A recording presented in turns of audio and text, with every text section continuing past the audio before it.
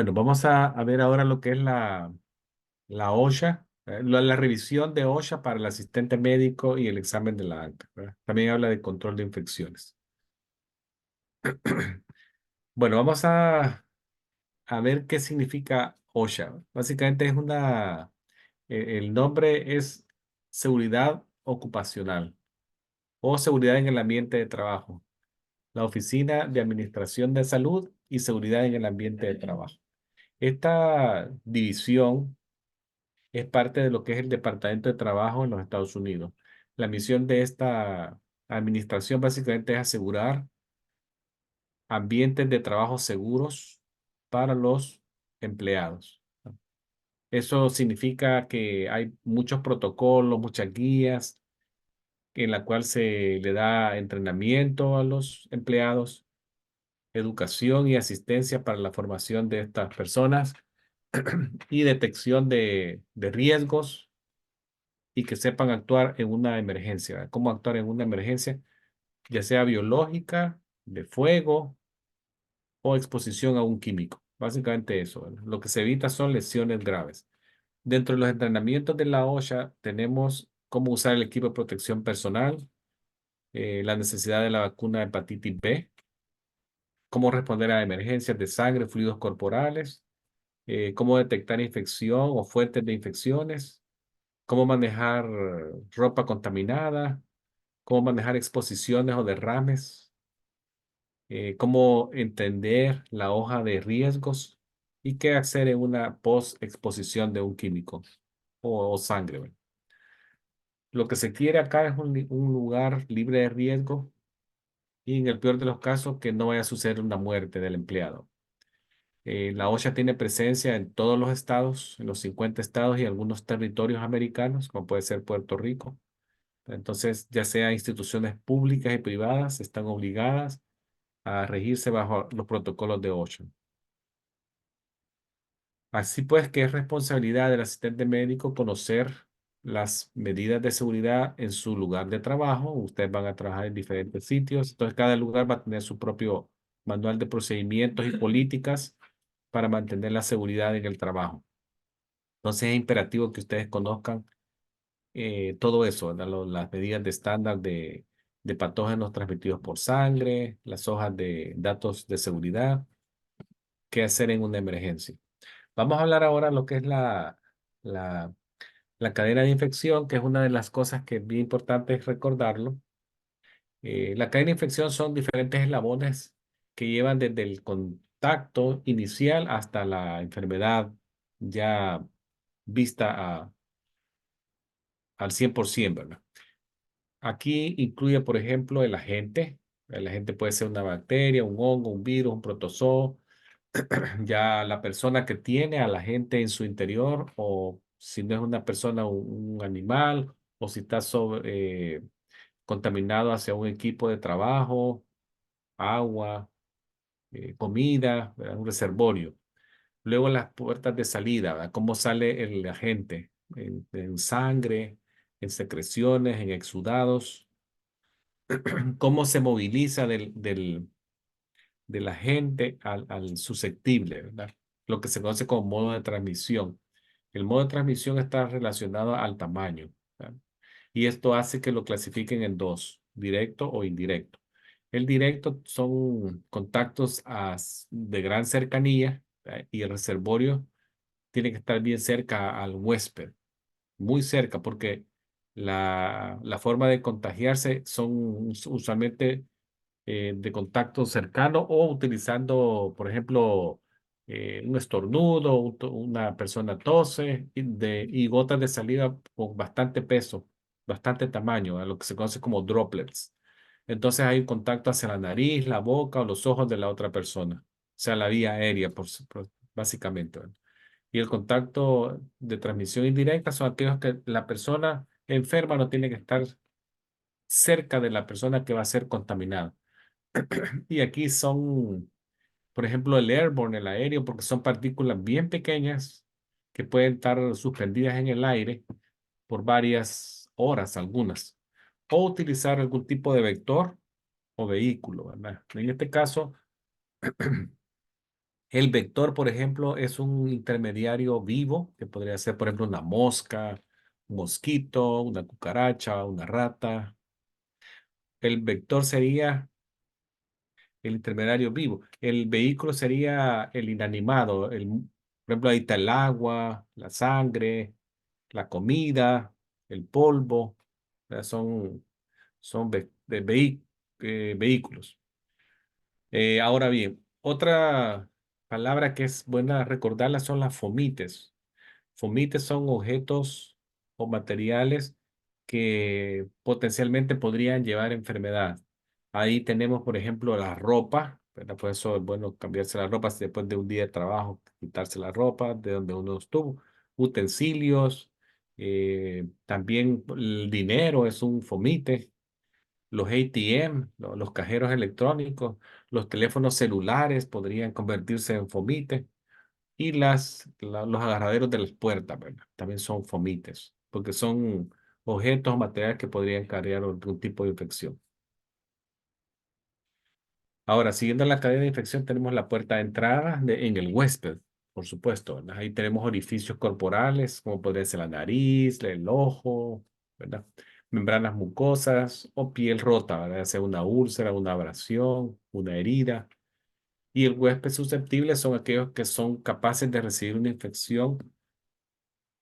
Ahí tenemos, y son altamente susceptibles a enfermarse. Tenemos a los adultos mayores, los recién nacidos, personas agudamente enfermas o crónicamente enfermas, pacientes con algún tipo de inmunosupresión, ya sea porque están tomando algún tipo de medicamento para, por ejemplo, pacientes que tienen trasplantados órganos, toman inmunosupresores o personas que utilizan inmunosupresores para algunas patologías crónicas. También acá se mencionan a las personas que no tienen vacunas o evitan vacunarse, ¿verdad? Que es muy frecuente actualmente. Una gran parte de la población rechaza ser vacunado por diferentes propósitos, ¿verdad? Sean religiosos o no creen en la vacuna. Bueno, hay un sinfín de razones, ¿verdad? Pero se convierten ellos en susceptibles.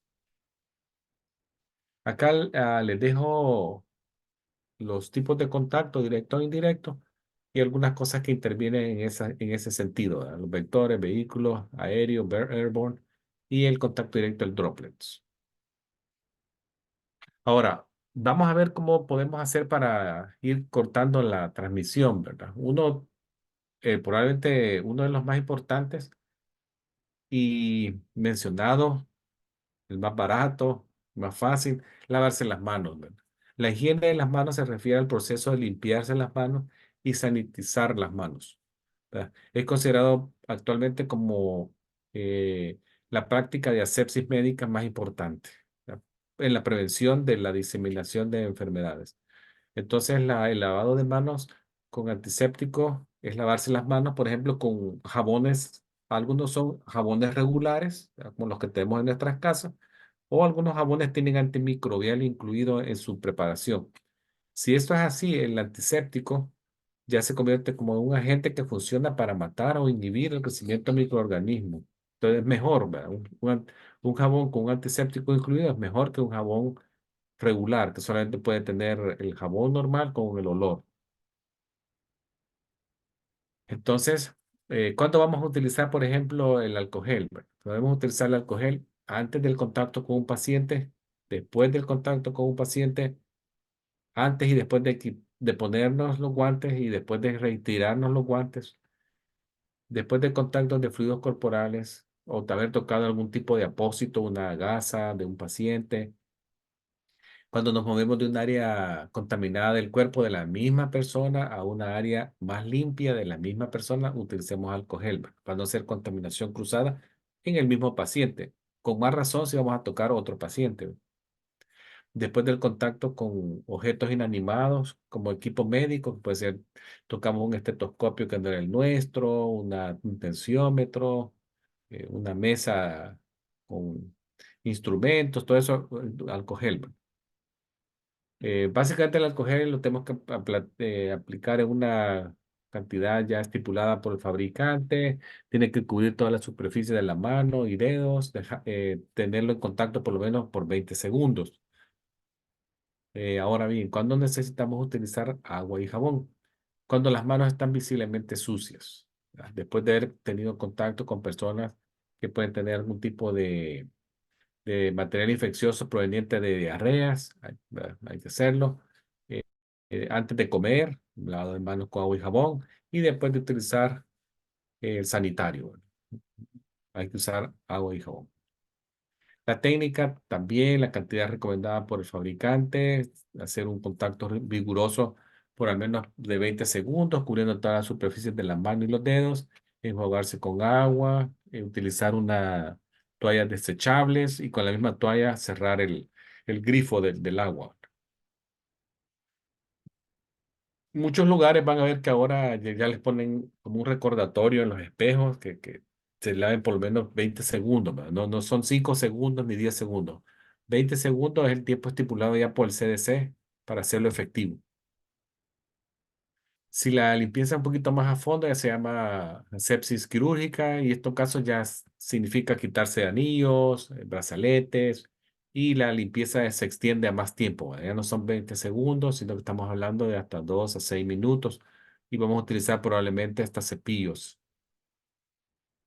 Muy importante recordar que la higiene de la mano no elimina la necesidad de guantes, ¿verdad? Muchas veces vamos a tener que hacer higiene de la mano y agregado a eso utilizar guantes. Los guantes se han visto que reducen en gran porcentaje la contaminación y protegen al paciente y al mismo personal de salud de cualquier infección, ¿verdad? Los guantes se tienen que remover de persona a persona, son de uso individual, uso uno, y con cada paciente nuevo, otro guante, otro par de guantes limpios, nuevos. Y se tienen que reemplazar también, aunque estemos con el mismo paciente, si el guante se llegase a romper, aunque sea una mínima rotura, cambiarlo, lavarse las manos con agua y jabón, o si se ve muy, muy sucio, ¿verdad? También se hay que cambiarlo. Ahora, otra cosa importante en lo que la OSHA le da mucha punto de honor acá es desechar el material contaminado en las áreas respectivas. Y van a ver ustedes que todos los basureros y todo eso están debidamente etiquetados con la palabra de biorriesgo, ¿verdad? Biorriesgo es un símbolo que aparece y una palabra que se tiene que leer a distancia, debidamente fácil de identificar. Entonces, cualquier contenedor de desecho debe tener que diga biorriesgo, cualquier refrigerador o freezer que utilice para guardar sangre o otras cosas, contenedores o bolsas también que se utilice para guardar, transportar o enviar sangre u otras o potencialmente infecciosos, también tienen que estar debidamente etiquetados, ¿verdad? Básicamente la etiqueta lo que hace es alerta al empleado de un posible exposición, particularmente en situaciones donde el contenido no sea fácilmente visto porque está oculto, pues entonces se tiene que identificar. Si ustedes ven acá, los basureros con bolsas rojas tienen la etiqueta de biorriesgo. Acá se ve bien, en este basurero de agujas, acá también se ve por fuera y por dentro, debidamente identificado, alertando a las personas que ahí hay material potencialmente infeccioso. Entonces, la OSHA le pide a los empleados que respeten todas estas guías, asiste a los empleadores a proveer ambiente de trabajo seguro para el empleado. Y ese es el propósito, ¿verdad? Ayudar al empleado que no se exponga. Las regulaciones de la OSHA entraron en efecto desde 1992 y se ha visto que han reducido en gran porcentaje el riesgo de exposición a enfermedades infecciosas. ¿Cómo podemos prevenir? Bueno, sabemos que la infección es un gran riesgo de la salud de todo mundo y todo el mundo está en la obligación de cumplir y prevenir las guías que se dan para este propósito. Vamos a ver las diferentes precauciones que conocemos, ¿verdad? Precauciones universales son aquellas estándares de la OSHA.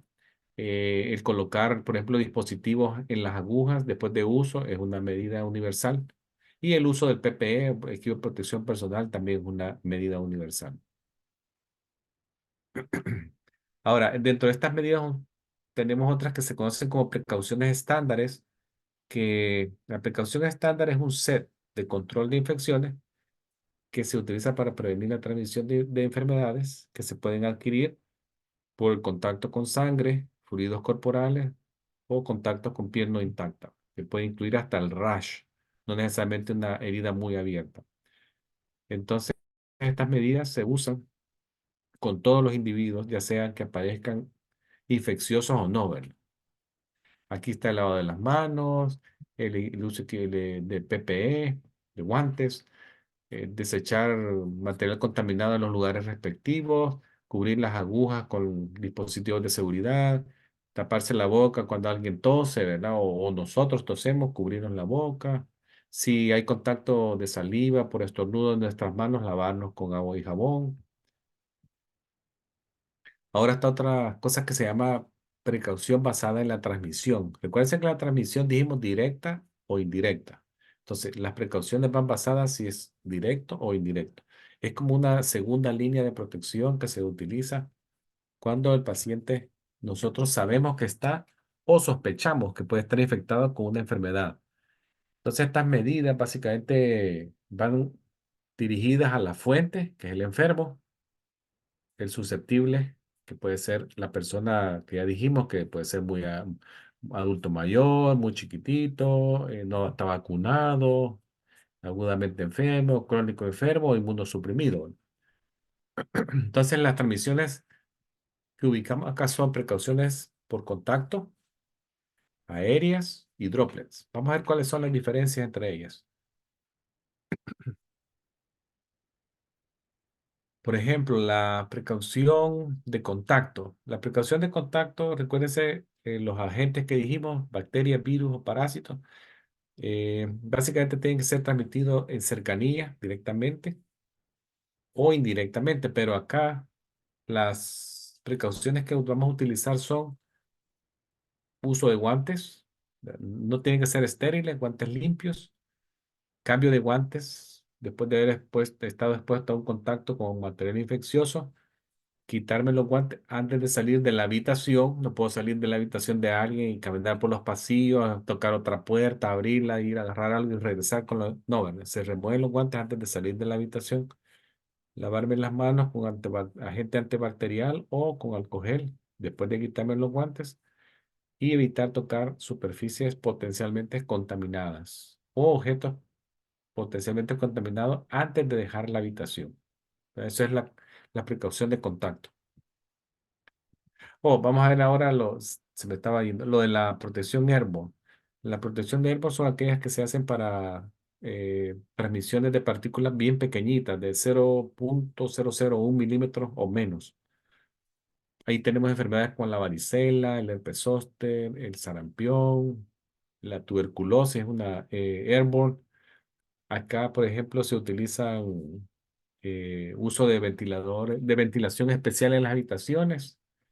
¿Verdad? También uso de mascarillas, el N95, o aislar al paciente en una zona más privada del hospital, ¿verdad? Si así fuera el caso, en habitaciones privadas, aislado.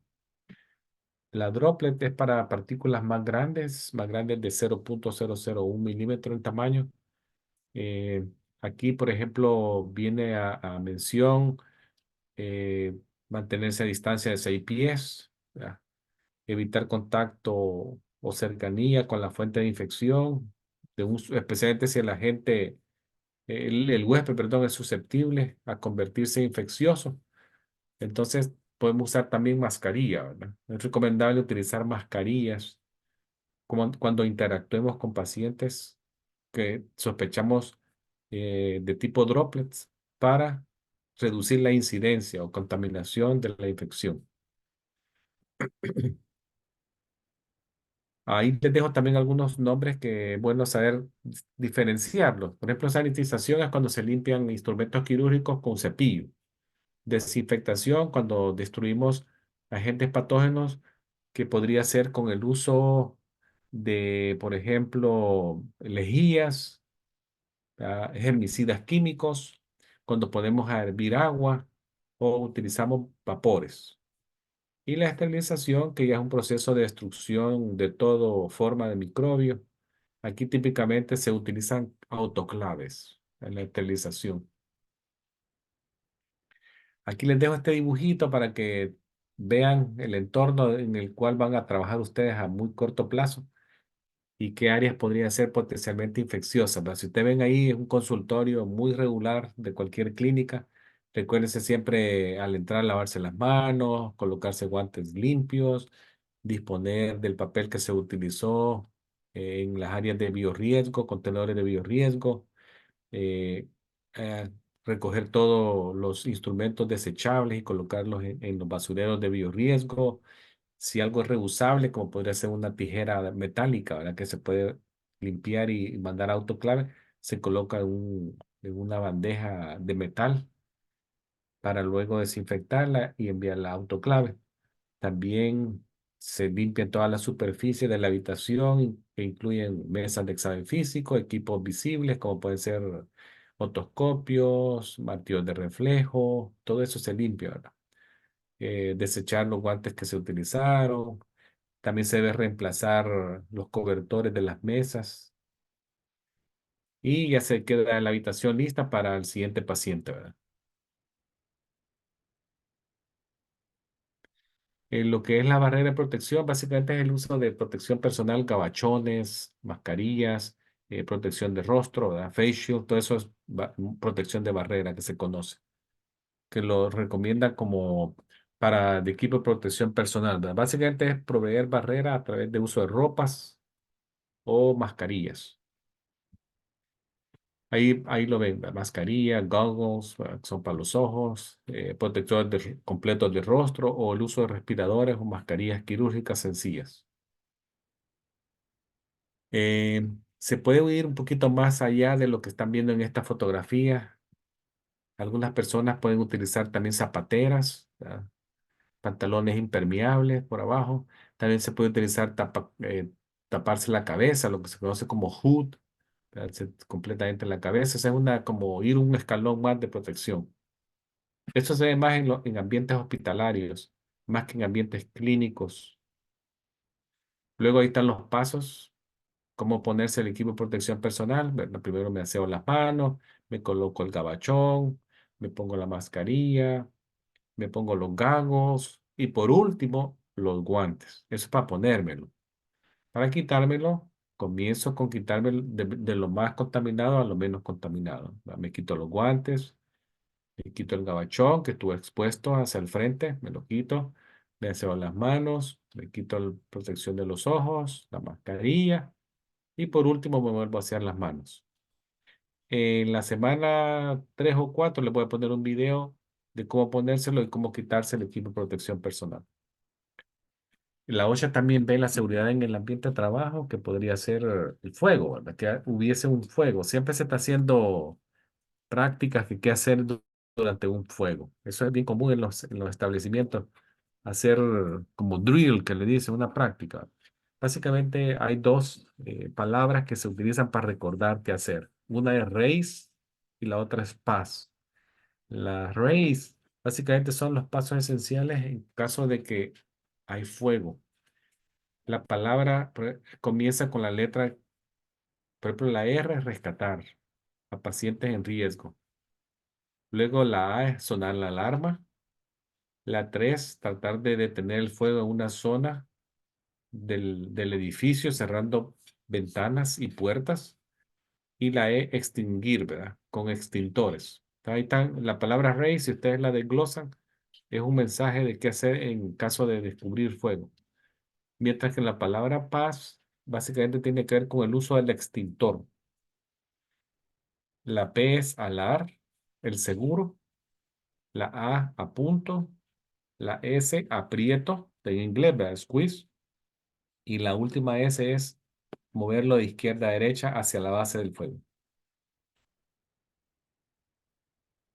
Ahí les dejo una fotografía de un extintor, ah, clase ABC, de los tres tipos de fuego que conocemos.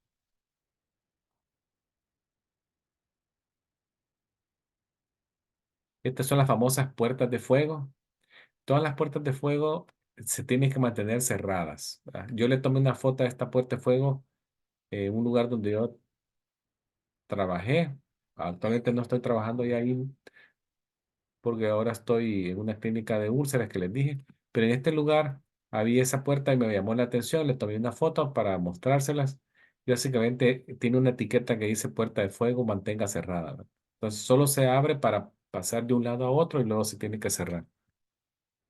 Estos son algunos símbolos que se ven, como biorriesgo, eh, veneno, símbolo de tóxico, también hay signo de radiación, de no entrar a una habitación porque hay riesgo para personas que tengan algún tipo de material implantado, como podría ser un marcapaso, un producto de osteosíntesis en los huesos, todo eso. Bueno, esto es lo que los traía de OSHA. Creo que les cubrí lo más posible de qué nos vamos a estar enfrentando en la clínica, que básicamente es la prevención de la transmisión de infecciones a otras personas susceptibles, básicamente, ¿verdad? Y qué hacer en casos de fuego o exposiciones a riesgos. Muy bien. Gracias, profesor. Seguimos entonces a la próxima clase. Sí. Sí.